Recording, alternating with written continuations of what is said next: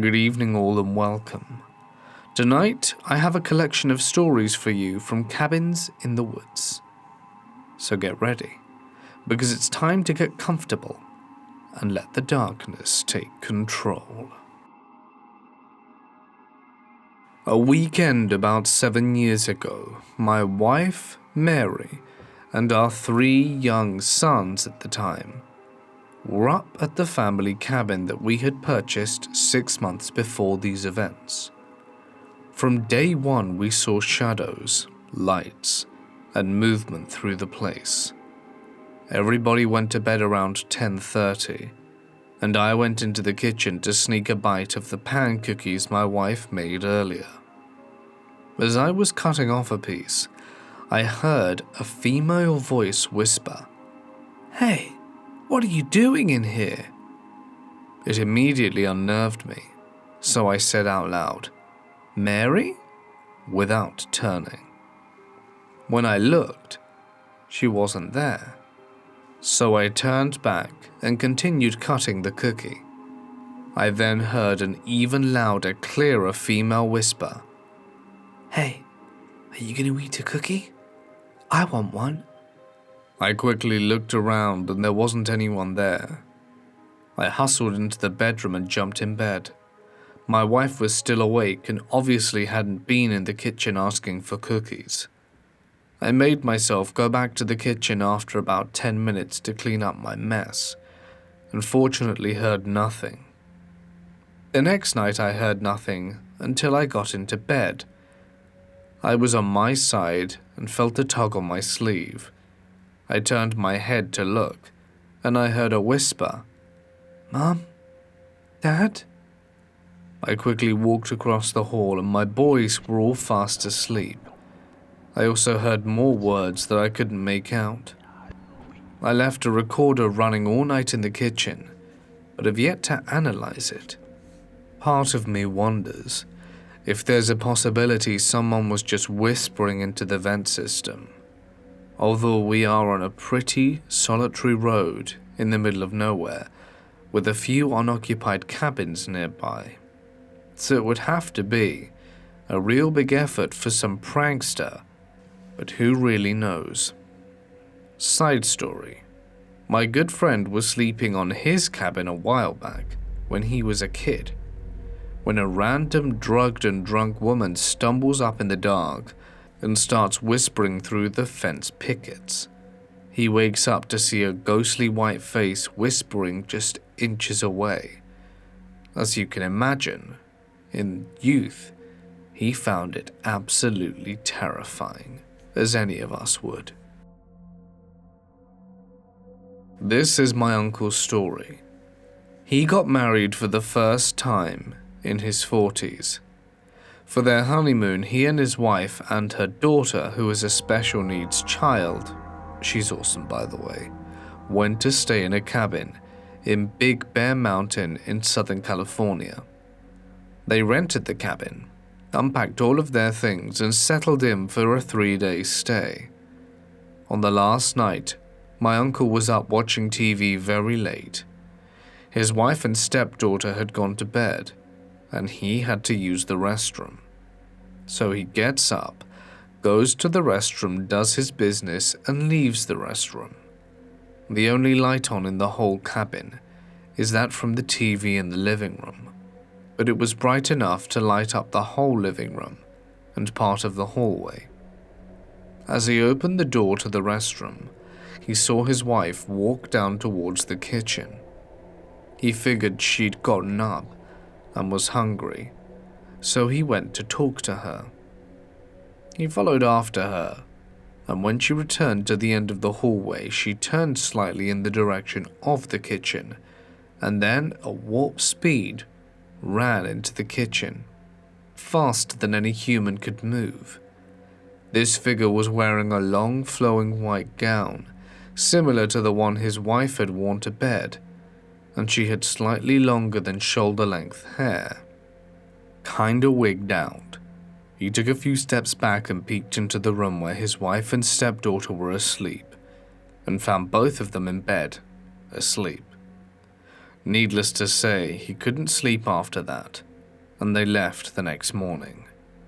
He called up the guy that he had rented the cabin from and said, "Hey, you never told me the cabin was haunted." And the guy said, "Oh, you saw her?" "Her?" My uncle hadn't specified he'd seen a woman, proving that he knew the whacked-out speedster she-ghost was in fact haunting the cabin. He said after the fact that if whatever it was had turned and looked, he probably would have emptied the rest of whatever remained of his bowels at that very moment. This isn't my story, but my friend who went to camp with me. We were in the same cabin. We stayed up until we got tired and went to sleep. My friend Charlie and I stole some instant coffee packs from the kitchen, and we had them in water at night. Charlie didn't have a good caffeine tolerance like me, so he stayed up a bit after all of us went to sleep. I asked him what he was doing, and he said he brought a novel and was going to read it until he fell asleep. It was about 1 a.m. and we were peacefully sleeping when we hear the biggest scream.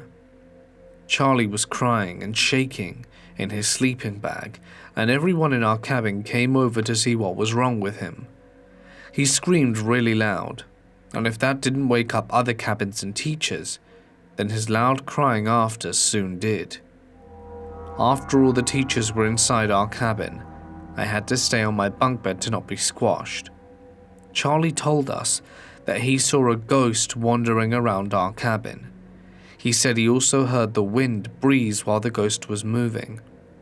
Another guy in my cabin looked back up at him and said he also heard that. Charlie was sent home, but everyone else continued to camp. However, it felt really weird. I talked a lot when we got home, and he told me more details. I find it really weird because Charlie is one of the most honest guys I know, and he seemed very traumatized from it. I was considering if it could be the effects of the coffee, but we had some the night before and he didn't get any hallucinations, plus he was a regular drinker. He loved the taste even though it made him stay up. He told me that when he looked up at the ghost for about 3 seconds, he was shocked, too shocked to say anything.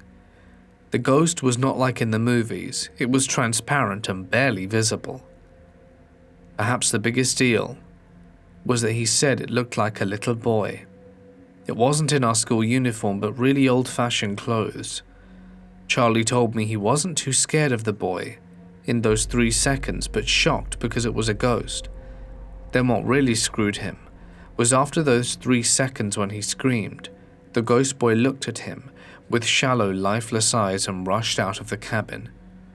That was the wind sound that Charlie and the cabin mate heard. Then I remember distinctly what Charlie said, because if I were him, I would doubt everything I know. He said that the ghost looked at him with no expression, and even though it was only for a split second, it felt like an eternity. He knew his mind wasn't playing tricks on him when he saw his eyes. There was no soul in them, like it had been sucked away. It terrified me, and I felt so bad for him. Those were the details he shared. I don't think he ever will go camping again. My mother and 2 older brothers would visit my auntie and 3 cousins around Christmas. The whole family would get together too, uncles, aunties, you name it. They lived up near Inverness in Scotland, in a place called the Black Isles. It's actually in a place called Cromarty, but Inverness is more well known. The Black Isles were rumoured to be a place where witches could meet up on Halloween and perform satanic rituals and animal sacrifices, that sort of thing. Years ago though, and whether or not this was ever true is another story. So our family get-together was supposed to be in a holiday home we rented out just down the road from my cousin's house. It had multiple bedrooms, so was perfect for many guests. Me and my older brother and his friend from Africa were all staying in one room. They were fast asleep. I, however, was not. I woke suddenly and didn't know why. I scanned the room with my bleary eyes. It was very dark. I couldn't hear anything but the snores from my brother and his friend. The door to the room slowly opened with a creak, and I swear to God I froze in fear. I didn't see anything enter through it, but as I tried to scan my eyes around the room, I started to see shadow-like figures pulsating and hovering around the two adjacent beds, hovering and pulsating over my brother and his friend. There must have been at least 3 of these figures. The third one stood over my bed, although this apparition didn't have any human-like features except for maybe the shape of something human. I could feel like it was staring at me. I decided then the only course of action was to turn over and face the wall and go to sleep. The morning after I told my experience to a few of my family members, they joked that it might be witches and performed these rituals in the past and generally didn't believe me, except one person, my brother's girlfriend. She told me she experienced something as well. She was only sleeping next door, and she told me she felt like someone sat down on the end of her bed in the night, and she could feel the weight of someone on her legs, but nothing was there.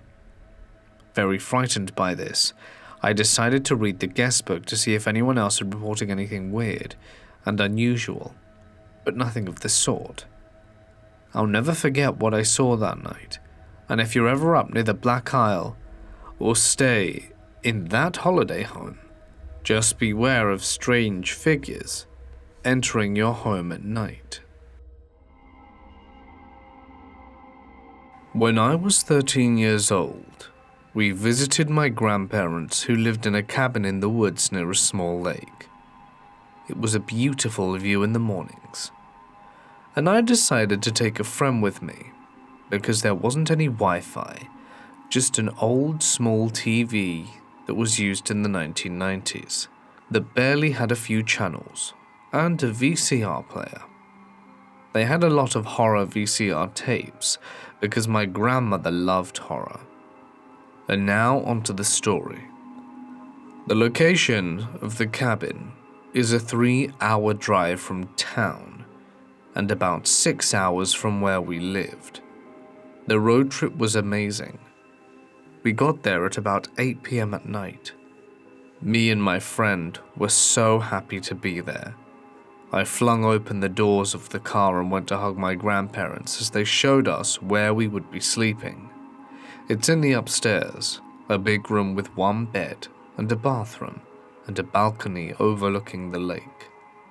It was winter and snowing at night, but I always get warm, so I open a window or door for cold air. I opened our window in the room and went down to grab our stuff. When we got down, my dad passed us our things and my friend took it upstairs. While I was sitting and waiting for my grandmother to make us hot chocolate, I asked her if me and my friend could watch a movie before bed. She said it was okay, but to not put the TV on too loud.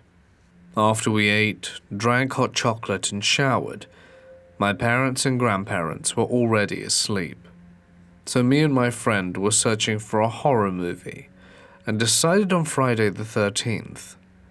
We started watching it. It was nice to watch something before we went to sleep. And after the late night screening, we decided to go to sleep. I closed the doors and we slept. The next morning I woke up at 8 and rushed down the stairs to eat breakfast and got ready so that we could go for a walk. It was a nice sunny day in the snow, but still a bit chilly. We asked my grandparents and dad if we could go on the walking route, and they said yes, but that we should stay on it. As a matter of fact, my grandmother packed us a bag with soda and snacks for when we got hungry. As soon as we were done eating, we started to walk. It was a nice long walk around the forest. It was almost an hour that we walked slowly. I sat down on a rock to eat something, and my friend sat next to me when we all of a sudden heard a loud, weird noise a few miles in front of us. We looked at each other. and stood up and walked in the direction of the sound. That's when we saw blood on the snow. At first, I thought it was perhaps a fox that got a rabbit, so we walked on. All of a sudden, we heard the sound of a girl calling for help. "Hello? Is anyone out there?" We started walking in the direction where we heard the sound coming from, but my friend grew anxious and told me that it might be a bad idea. I brushed it off and told her that the girl must be lost. We kept on walking for a while. It was quiet, and we started yelling out loudly, "Hello, where are you?" like silly 13-year-olds do. And we heard the same thing again, and started running to the sound. I tripped over a rock and fell into the snow, and my friend started to laugh. When I stood up, my friend showed me that in front of us was another cabin. We thought it may be a good idea to go inside. When we went in, we saw girls' shoes and shirts and panties laying around the place with old food that had started to rot, dishes and cobwebs. We could see that the place had been abandoned for a while. We looked around more and went into a room that was horrible looking. For some reason there were chains against the wall and a bed with straps on. We looked around and saw blood against the wall and floor. We screamed when we turned around and saw a girl standing by the door saying, "Help me." My friend and I started running out of the cabin as quickly as we could. We came back on the route and didn't stop running, and decided not to tell my parents nor grandparents what we saw in fear of getting into trouble. At home, we went into our room and talked about it and ignored it. We watched movies to let time pass by. That night when we went to bed because we were tired from the walking and watching movies all day, we went to bed when I heard screaming and woke up to see my friend standing by the balcony. I asked her why she screamed like that and my parents would be mad. She said to me that it wasn't her, it was the girl by the lake, and that there was the same girl and some other girls standing there yelling for us to help them. I closed the door and we went inside, scared as hell. We turned around and my dad was inside our room with my mum, asking why we were crying like that.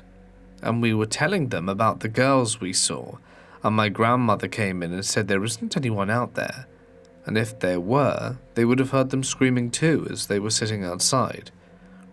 We looked at each other, and my friend said we saw her on our walk, and my dad asked where. So we told them what we saw. That's when my grandmother's eyes grew wide, and she sat us down and told us that a few years ago, there were murders in a place. There was a guy that would kidnap girls and lock them up and do unspeakable evil to them in that cabin, and then end them when he was finished. He did get caught and locked up, but sadly they never found the remains of the victims. Till this day, I keep thinking, what if they wanted our help finding their bodies? Or if it's just souls that haven't found peace yet? No one deserves to go like that. Did your town ever have any legends like the one of the abandoned cabin in the woods, or the road where you can always see ghosts, stuff like that? Well, mine did. The cabin one.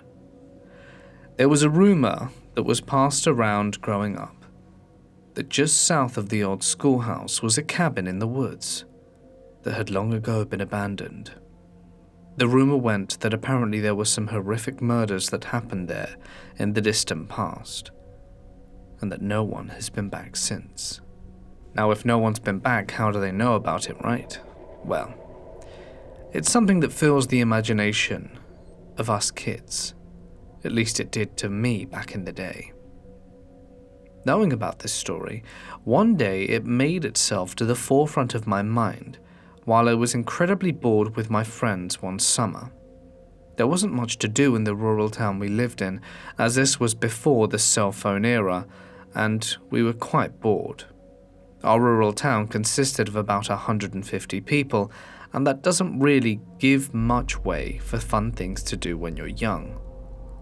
So, we get this great idea that we're going to go to this cabin. We're all super stoked. We get our bags ready, and everything we think we'll need to find our way there. The only downside is, in our excitement and haste, the sun has gone down, and we realize that the trip will not be happening tonight. So, in the morning, we meet up behind the old schoolhouse and start making our way. There is what appeared to be a small trail. It was probably used for something else a while ago and is barely visible, but it reaches a small clearing and is then completely gone. Where the trail was or used to be is very hard to determine, so we just go in a straight line, or what we think is a straight line, down.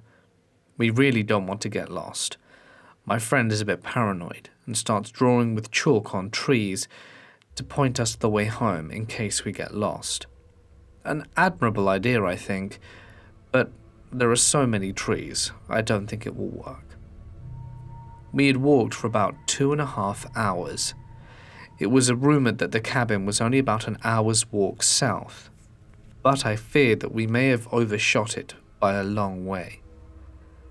Now, when you're 15 and easily bored, a walk with no prospect of finding what you're looking for can seem very disheartening, and we were definitely feeling that at the time. We were all a bit miserable, wondering why the hell we weren't finding this cabin in a huge expanse of wood. Obvious. We start growing bored when my friend finally sees what he claims is a piece of abandoned trail that had only been slightly overgrown. This excites him because there are a few rocks that obviously aren't being grown on. We start following what we think is a trail, and after about 20 minutes, miraculously, we stumble upon the cabin. We were elated, delighted. We couldn't believe that we had actually found this relic from the past, this piece of folklore. The cabin in the woods where the murders took place. We were incredibly excited. My friend snapped out his camera and started to take a few pictures. We were all jumping up and down. Now the moment of truth. Looking inside this cabin. The cabin had been boarded up almost everywhere. We did a complete loop and found no way of access. Every window, every door had been boarded up tight. This was a slight inconvenience. That's when my friend noticed there was what appeared to be a small window, and there might be a way to break through. My friend grabbed the window and started to pull. It swung up. It wasn't particularly big, and there was no way all of us could fit through it. It required someone small and thin. Our friend Jared happened to fit such a description. We used our flashlight to see dirt floor underneath and not much else. We told him that if anything, we'd pull him back up. He could definitely make it down, and we could sort of see some stairs at the very end. We just sincerely hoped that they wouldn't crumble underneath him. He slowly slipped his way in, shoulders being the hardest part to get through, and when he finally did so, he made his way up the rickety stairs. When he was in, we realized a critical flaw in the plan. There were still boards over the windows and doors, and there was no way that he was going to be taking them off from the inside, is there? Well, our hopes were not in vain. Actually, there was a small kitchen window that hadn't been properly boarded, and with enough force from all of us, we managed to pull it enough to loosen the nails so that we could swing it to the side and start making our way through. One of the creepiest things about this place is that it looked like it hadn't been touched in many, many years. There were dishes still in the sink. There was some black grime that had clearly festered all over them and then died. Some shoes thrown about the place. Decorations were still up, covered by a layer of dust, the usual stuff you'd kind of expect. Now, What really interested us after we'd seen the downstairs was the upstairs. This was like the forbidden part. The stairs is what worried us. We were afraid that they would collapse under our weight. So we sent Jared again, up to the top first, to see if it would handle his weight. He went up every step very slowly, and when he reached the top, one by one, we would make our way up. We had a look around.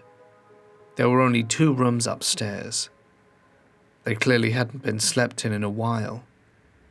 There were no traces of blood or anything, which is weird given that it was called the murder cabin. Maybe a murderer lived here, who knows. We had a quick look around. Nothing overly interesting. Bed, cabinets, shoes, old moth-eaten clothes. When I was in one of the rooms alone, something glinted at me from the corner of my eye. It was underneath the bed. I looked underneath and saw what appeared to be a tie-pin of some description that had long since faded and was just an odd metallic shape. As I went to pick it up and started moving my head upwards, I heard distinctly in my ear 2 words. "Get out." They were from a female voice. The fact that there wasn't a single girl with us on this little hike really got to me. I didn't say a word. I just stood there frozen. I looked around and saw absolutely no one.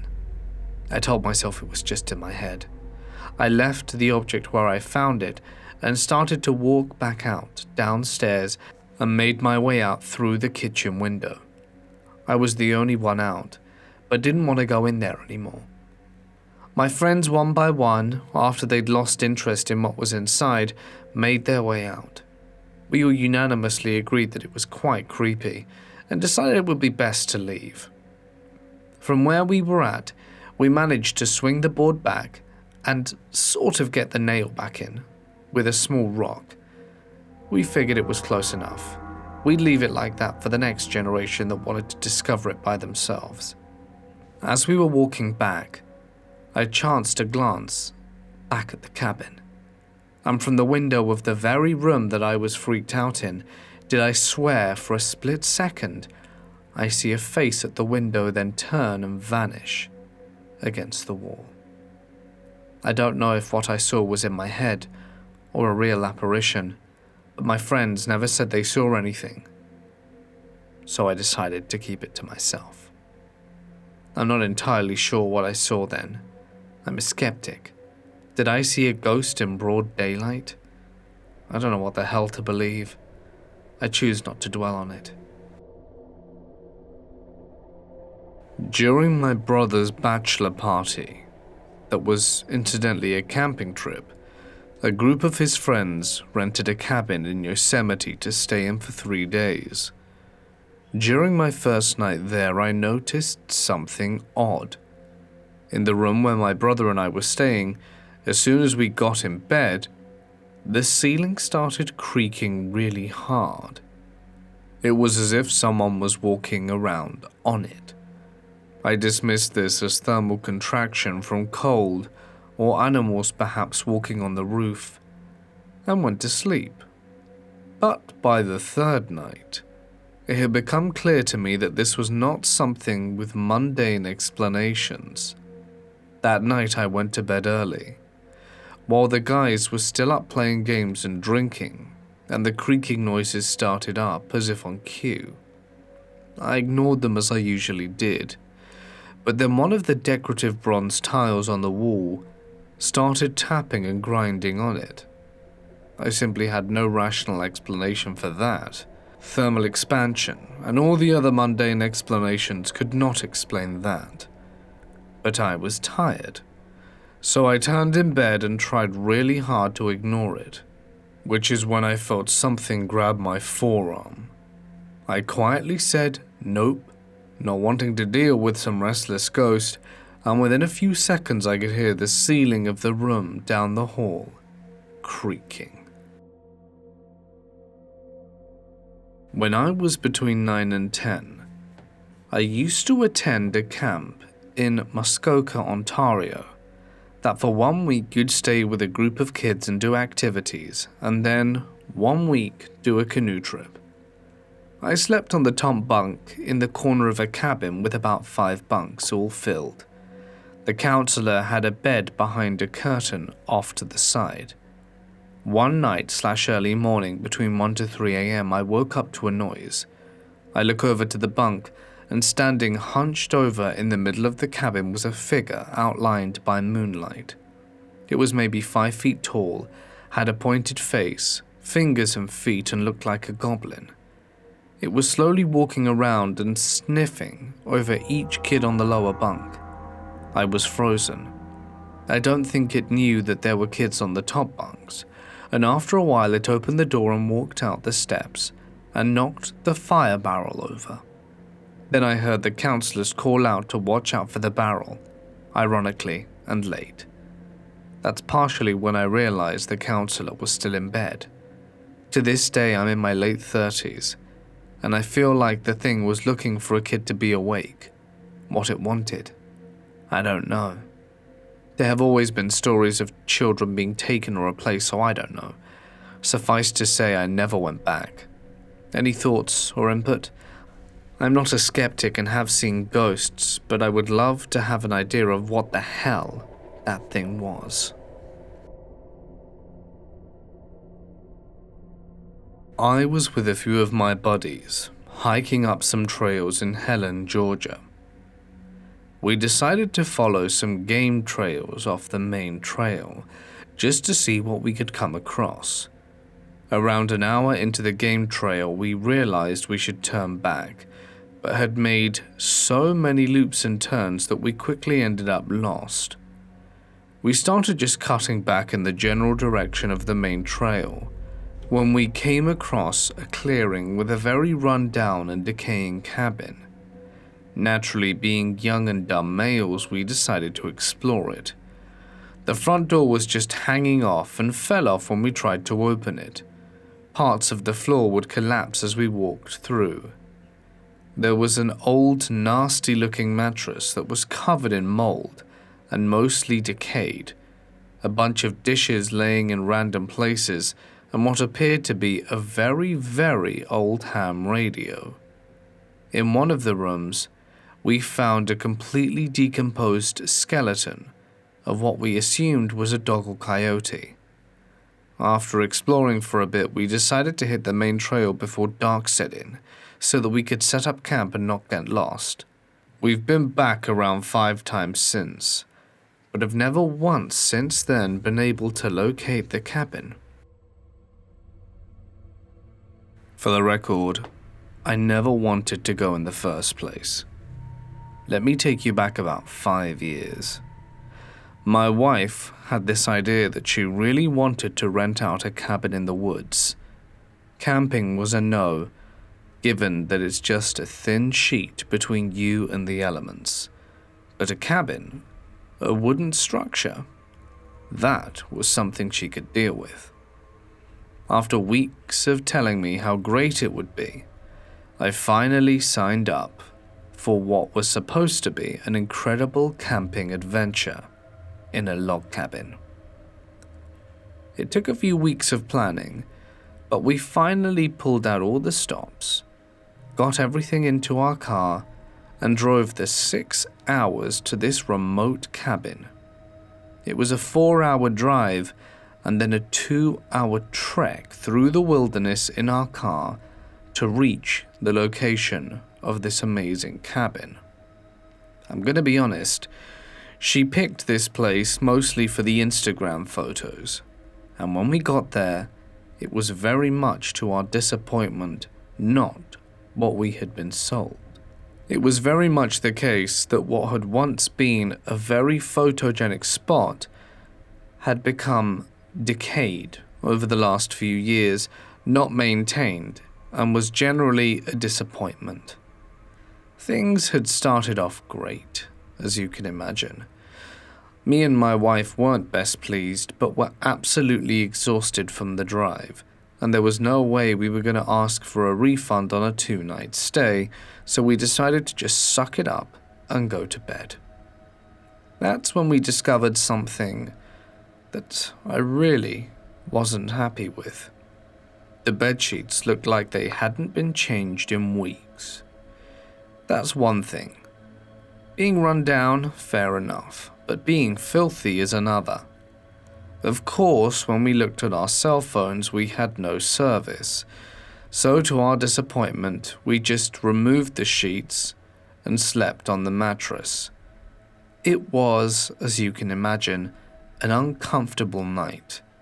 Not because of the mattress situation, nor the disappointment of the cabin, but because of the noises.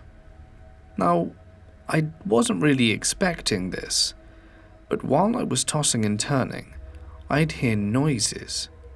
It sounded like animals or something running around on top of our heads.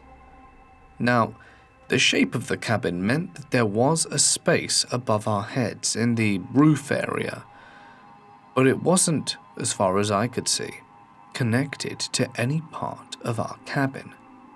We'd brought along a flashlight, and my wife, who wanted to stay in bed and was too afraid to look, stayed behind, while I looked around the roof to see if there was some kind of hatch or something so I could see where the noise was coming from.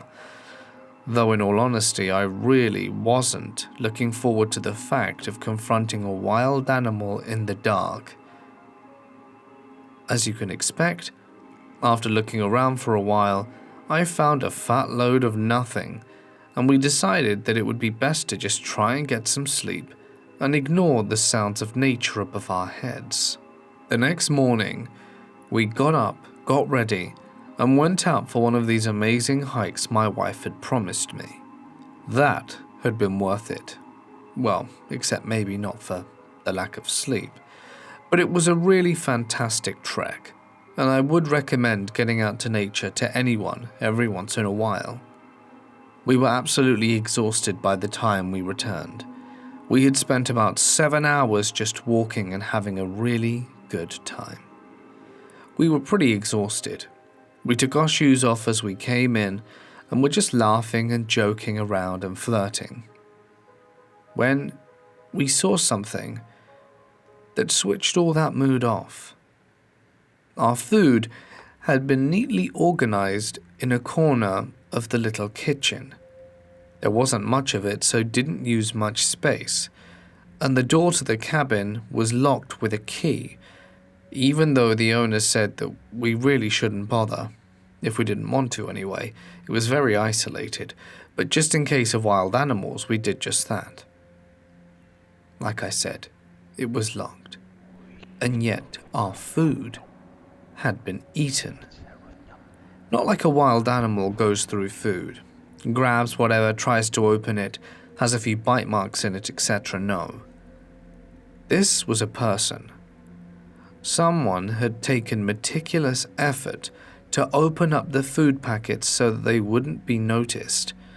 The only problem is, we were counting on eating those granola bars when we returned, and the fact the box was open and we were 3 short, meaning only 3 were left, meant we very much noticed. This is when we started to get very freaked out.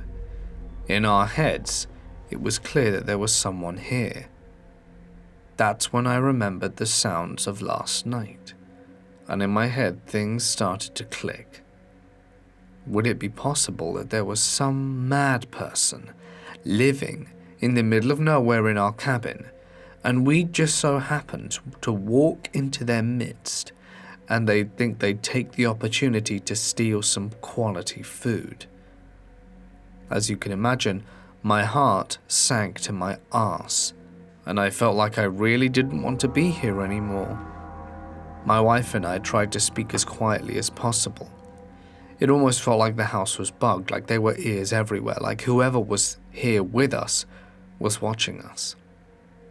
I didn't know how far we'd have to drive to try and get cell service, but I was losing my mind, and my wife and I, after a few hushed conversations, decided it would be best to leave. We slowly start packing our things up when we notice something else is missing. My wallet. My whole wallet is gone. This is really starting to piss me off. Not only has this intruder taken our food, but now my wallet too? How the hell was he thinking of getting into town when it's a 2-hour drive? Where the hell would he go? I had to confront this person. We had a pretty good idea he was living in between the roof, but how would we get up? My wife and I exited the cabin and did a lap when we found a small hatch from the back of the outside of the cabin. It was propped open by a small stick, even more confirmation someone was up there. And slowly, I got the courage to open the hatch, flashlight in hand. I propped it open, shined the light in, and what I saw absolutely horrified me. In the corner in the dark was a small, little rat-like man. He almost squeaked when the light shined on him. I'm not gonna lie, I nearly crapped myself when I saw him, but I maintained my resolve and shouted over at him to throw back my wallet. I didn't care if there was cash in it, he could keep that, but to just throw the wallet over. To my surprise, and being in a corner, he unceremoniously tossed it. I grabbed it and it felt dirty and icky. We just shoved everything into the car and sped off. We never went back. When we finally got cell service, we called the owner and told him about the man. He was very apologetic and had no idea he was there, and said that he would send the police over to deal with him. We didn't ask for a refund, we didn't ask for anything, but just felt very creeped out knowing that there was a creep living above our heads that night. God knows what he could have done to us if he really wanted to. But the real question that still gets to me is how the hell did he get in when we locked the door? I lived in a log cabin just down the street from the Antietam battlefield. Most nights, while everyone was asleep, I could hear a woman humming. I was the only woman in the house. I slept on the couch at the time, and many times I felt like someone was running full force into the couch.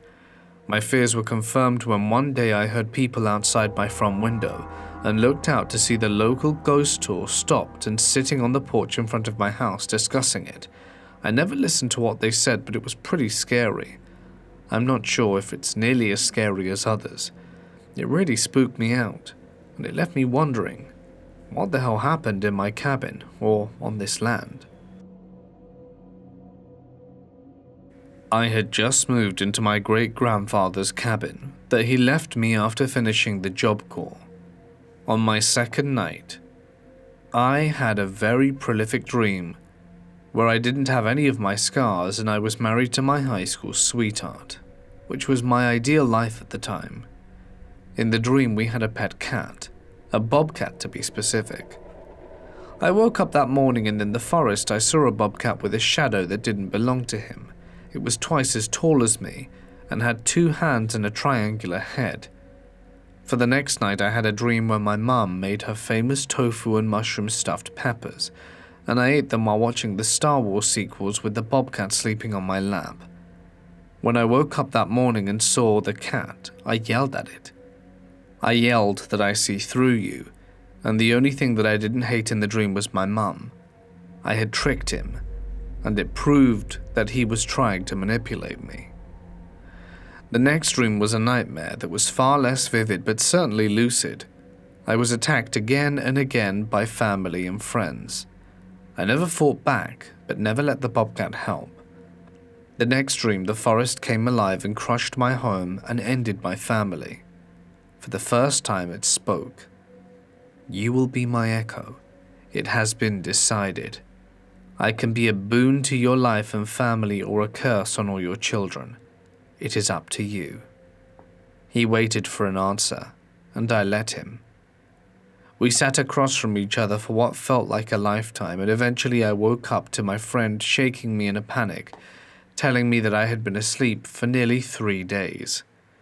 I kept having dreams that ranged from the perfect life to hell on earth, as it thrashed about in my head like an upset child that the bird in the cage isn't singing. One day I was out hunting for geese. I came across a bobcat. It didn't run away and followed me over the woods. I know these woods like the back of my hand, as I've hunted there for years before I moved. I kept getting lost the whole time the cat was following me. Respect be damned. I thought and shot it in the head. It damn near disintegrated with only a small piece of flesh hanging down its chest. It didn't flinch. And I never got more weird dreams after that. Hey guys, it's Mort here, and thank you so much for listening. I really do appreciate your continued support. It really does mean a lot. Thank you for watching. I hope you've been enjoying Nature Week. It's been a fun one, but don't go anywhere because we've got more stories for you tomorrow. I really hope to see you there. If you've been enjoying the videos and Nature Week, don't forget to drop a like and leave a comment. And even subscribe if you've made it to the end without doing just that. It helps out the channel more than you know, and it would mean the world to me. Thanks, guys. I think we're going to leave things here, though. So, until then, stay awesome. And a huge thank you to my members and patrons whose names have been on screen. See you in the next one.